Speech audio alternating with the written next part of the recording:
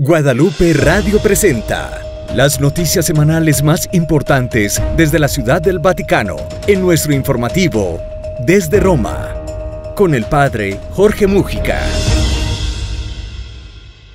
Como cada semana les damos la bienvenida a este programa informativo en colaboración de CENIT, la agencia de noticias, y Guadalupe Radio, con las noticias más importantes acumuladas a lo largo de la semana aquí desde la ciudad de Roma. En este caso vamos a pasar a las noticias más relevantes de la semana del 27 de mayo al 2 de junio del presente. Vamos a ellas.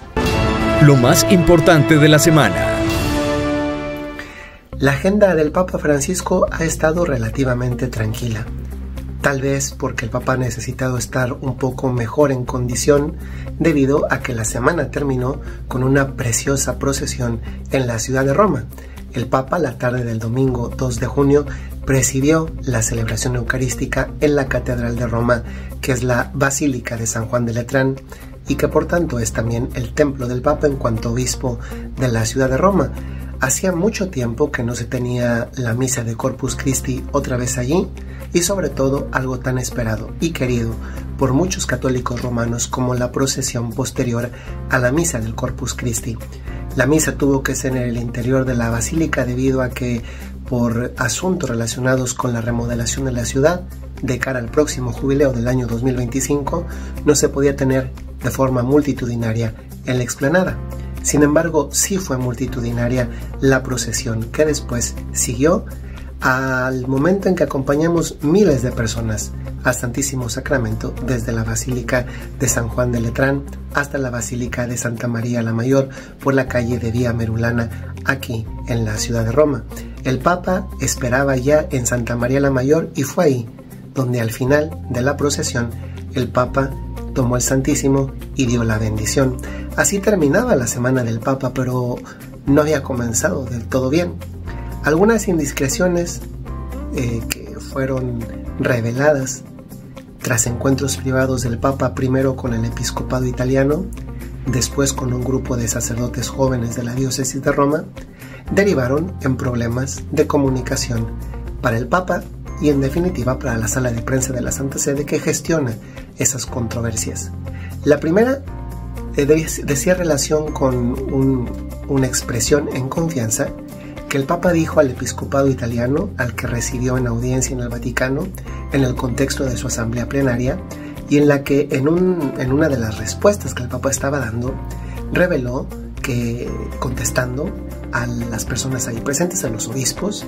que ya había mucho mariconeo en algunos seminarios. Al parecer esto hacía alusión hacia la aceptación o no de personas con tendencias homosexuales en los seminarios. Y el Papa de esta manera confirmó una decisión de Benedicto XVI durante el tiempo de su pontificado con ese no a las personas con tendencias homosexuales en los seminarios. Sin embargo, concretamente la palabra que el Papa utilizó en italiano, se usa en este país de manera peyorativa. Fue tanto el alboroto armado por esa palabra, dicha en un contexto privado, que la sala de prensa de la Santa Sede tuvo que hacer una comunicación a través de la cual el Papa pedía disculpas. Sin embargo, todavía no terminaba la polémica en relación a esta palabra empleada por el Papa en un contexto de privacidad, de un ambiente de mayor confianza en el que no siempre se cuidan las palabras. El Papa usó otra expresión desafortunadamente no muy feliz, como el decirle a los sacerdotes jóvenes de la diócesis de Roma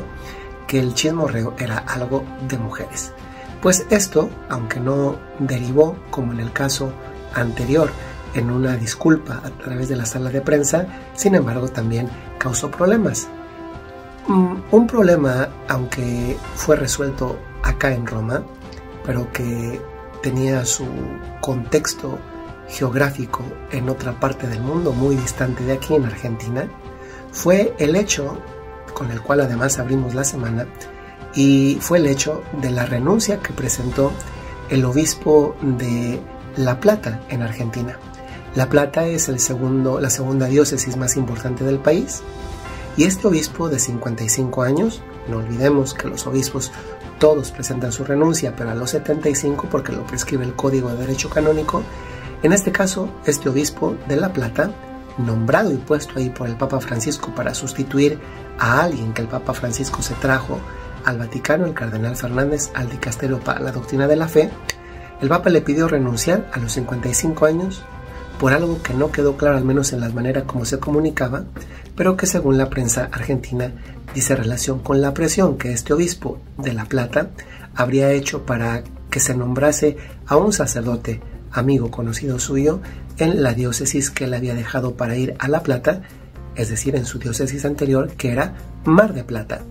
Esto ha derivado en una renuncia de un obispo que no solamente es joven, 55 años, sino que también tenía solamente 8 meses de ocupar el episcopado en la diócesis, la segunda más importante de la Argentina. Por otra parte, también gracias a una indiscreción comunicada en un ámbito público, es decir, en una especie de rueda de prensa, hemos conocido que el Papa Francisco piensa publicar, creemos que posiblemente sea esta semana, una exhortación apostólica sobre el Sagrado Corazón de Jesús. Muchos de nosotros hemos crecido y queremos esta devoción, que es muy propia además de este mes de junio. De hecho, particularmente en este mes de junio, es el primer viernes de este mes en que celebraremos la solemnidad del Sagrado Corazón de Jesús. De esta forma, el Papa Francisco se uniría a otros 3 papas que en el pasado han hablado de la devoción al Sagrado Corazón de Jesús, el último de ellos con la encíclica Aurietis Aqua el siglo pasado. Pasando a otras informaciones, también aquí en el Vaticano, esta semana pasada hemos conocido que el embajador argentino Beltramino ha llegado a presentar al Papa sus cartas credenciales. Este embajador es particular porque viene no solamente del país del Papa, sino representando a un país con un presidente con el que originalmente el Papa tuvo que hacer las paces una vez que fue elegido, el presidente Javier Milei, y que en el pasado no había tenido las expresiones más afortunadas con relación a la figura del Papa. Pero mientras unos embajadores llegan aquí a Roma para presentar sus credenciales al Papa Francisco, otros se van. Y uno de ellos, quizá de los más relevantes por su trabajo y por el país al que representa, es el embajador Donnelly. Este embajador es el embajador era el embajador de Estados Unidos ante la Santa Sede. Es también una de las embajadas más grandes aquí en la ciudad de Roma. De esta manera, porque en realidad se ha tratado de una renuncia, Estados Unidos se queda sin embajador ante la Santa Sede. Y esto también nos hace pensar que en este contexto político de final de un periodo, de un mandato como el del presidente Biden y las inminentes elecciones que están por tenerse en los Estados Unidos en unos cuantos meses en noviembre, la embajada de los Estados Unidos ante el Vaticano se quedará sin embajador unos cuantos meses, porque lo más probable es que el próximo embajador sea nombrado ya directamente por el siguiente presidente, sea quien éste sea. Pasando a informaciones más concretamente sobre el Vaticano, esta semana la Ciudad del Vaticano recibe una muy buena noticia. Y la noticia es la acreditación que ha dado Moneyval, un organismo europeo que certifica los avances de los países europeos en materia de blanqueo de dinero, de capitales, y ha hecho una evaluación, un informe en el que los resultados son muy positivos, diciendo que los avances, los progresos que ha hecho el Estado de la Ciudad del Vaticano en este campo de la lucha contra el blanqueo de dinero son muy, muy positivos. Estas son las noticias más importantes esta semana aquí desde la Ciudad del Vaticano. Terminamos quizás solamente añadiendo una cosa, y es que hemos conocido, gracias a una rueda de prensa que dio también inicio de semana el proprefecto del dicasterio para la evangelización, Monseñor Fisichella, que en el jubileo, eso es algo muy interesante, en el jubileo que comienza el próximo 24 de diciembre y durante todo el año habrá una audiencia general más del Papa. Hasta el momento las audiencias son solamente los miércoles, pero a partir del jubileo también serán los sábados. Así es que si ustedes están por aquí en el año del jubileo y no están en miércoles, tendrán una segunda oportunidad en sábado. Soy el padre Jorge Enrique Mujica y desde aquí, desde la ciudad de Roma, les mando un saludo muy cordial en esta colaboración semanal de Guadalupe Radio y de la agencia de noticias Zenit. Hasta luego. Guadalupe Radio presentó las principales noticias desde el Vaticano en Desde Roma, con el padre Jorge Múgica.